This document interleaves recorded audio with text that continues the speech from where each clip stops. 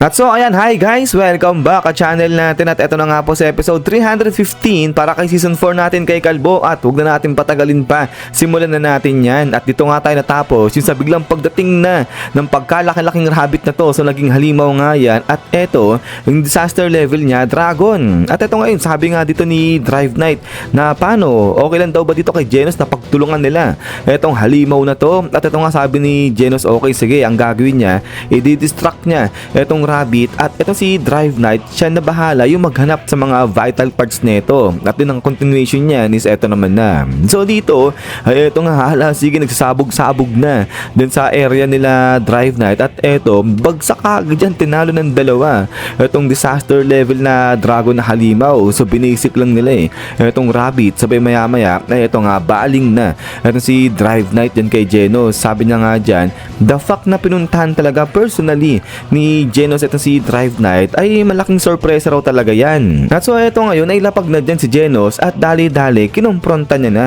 etong si Drive Knight. So ang tanong niya nga rito kay Drive Knight na ano raw ba talaga yung nalalaman nito ni Drive Knight. So kaya nga ito ay medyo napatahimik dyan, di nakasagot kagad si Drive Knight. Sabay sabi niya nga na yung pinapatukuyan ba nito ni Genos ay si Metal Knight. At so kaya ito sagot na etong si Genos, sabi niya nga dyan kasi matagal na nasabihan siya nito ni Drive Knight na ang kalaban si Metal Knight talaga. So ito ay biglang sagot na tuloy ito si Drive Knight. Sabi niya nga dyan na hindi niya akalain na talagang seseryosohin ni Genos yung mga sinabi sa kanya ni Drive Knight. Pero kasi yung pinaka-purpose niya, yung pinaka-plano niya, kaya niya yun sinabi kay Genos kasi gusto niya nga raw ingatan itong si Genos laban kay Metal Knight. Kasi si Metal Knight nga raw nagdanakaw yun ng military tech ng iba. So kaya ito tuloy ni Drive Knight yung incineration cannons neto ni Genos, yung kanyang reinforced muscle fibers, yung kanyang artificial nerves at lalong-lalo na yung kanyang energy core. Kapag yan nakuha nga raw ni Metal Knight ay sigurado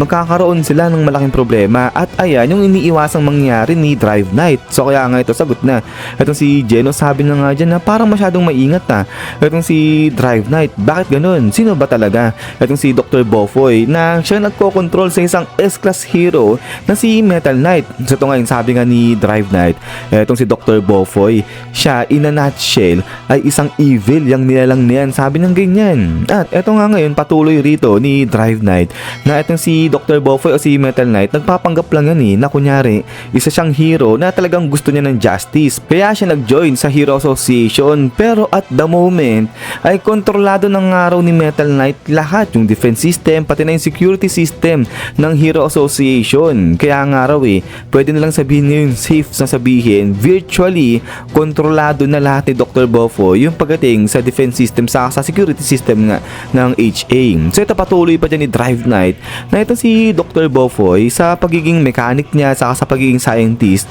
wala raw talagang masasabi sa tao niya, napakahusay niya. Pero kasi ang problema sa tao na to ay wala raw siyang ethics. Ang tingin niya raw sa lahat ng bagay para mga numero lang At kung isipin, wala raw puso ito si Dr. Bofoy, para siyang yung robot na talagang mechanical na lang at ayun nga, hindi na nag-iisip, hindi na iniintindi yung ibang mga tao. At din eto nga ngayon, biglang sabi pa rito ni Drive Knight na alam daw ba nito ni Genos na merong monster facility sa loob mismo ng HQ ng Hero Association. So sagot si Genos, sabi niya nga dyan na oo, alam niya yung bagay na yon. At eto nga tuloy ni Drive Knight kasi ganito yan, officially yung facility na yon, ano yun personality correction, ayan. At para yan sa pag-rehab dun sa mga halimaw. So ginagawa parang doon tinitame itong mga halimaw, yun nga ni-rehab sila para hindi na maging violente, maging maayos na yung mga halimaw. So yun sana yung pinaka-purpose noon. Pero ang nangyayari nga raw sa katotohanan, binibrainwash lahat ng mga halimaw na nandoon at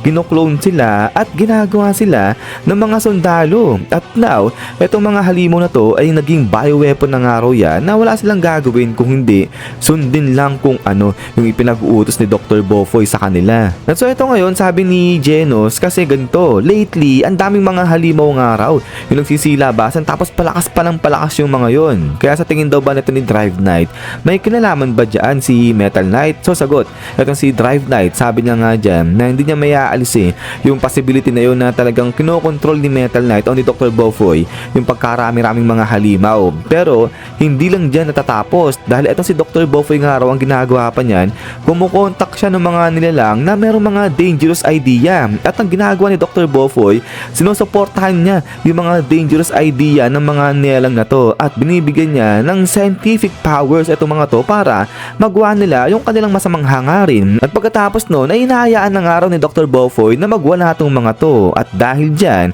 ay talaga nagkakagulo ngayon dito nga sa kanilang syudad. Pero maliban pa rito, yung mga heroes, yung mga tagapagtanggol, lahat sila mga napapagod na, mga hindi na rin kinakayang labanan o talunin yung mga halimaw kasi nga sobrang daming lumalabas tapos palakas pa ng palakas. So now ginagawa raw yan ni Dr. Bofoy para once na wala ng palag itong buong mundo, itong kanilang mga syudad dyan, ay si Dr. Bofoy na ngayon yung mangunguna, yung magte-take over at magro-rule sa buong syudad na nga na to o sa buong mundo. At eto nga, sabi nga rito ni Drive Knight, akala mo para naglalaro daw ng sandbox lang etong si Dr. Bofoy, na kung saan gusto niyang sirain, gusto niyang wasakin lahat sabay-sabay. At pagkatapos nga nun, bubuo siya ng sarili niyang palasyo, ng sarili niyang mundo na kung saan siya nga yung pinaka namumuno rito. So kaya nga eto, napapatahimik dyan etong si Genos dahil nga sa mga nalalaman nito ni Drive Knight. At yun ay pagkatapos nga niyan is yan. So hanggang dito lang itong sa episode 350 natin. At so yun, grabe, ang tindi rin ng mga pasabog rito ni Drive Knight. Ang dami niyang nalalaman patungkol rito kay Dr. Bofoy, pati na yung sa mga plano niya, yung mga purpose yan kung bakit niya ginagawa yung bagay na yan ay naimbestigahan na rin pala ni Drive Knight. Pero yun nga guys, ay ulit ay maraming salamat sa panonood dito kay Kalbo natin at hintay-hintay lang para sa next episode natin. So yun na naman, so lagi mag-ingat. God bless niyo lahat at kita-kits tayo ulit.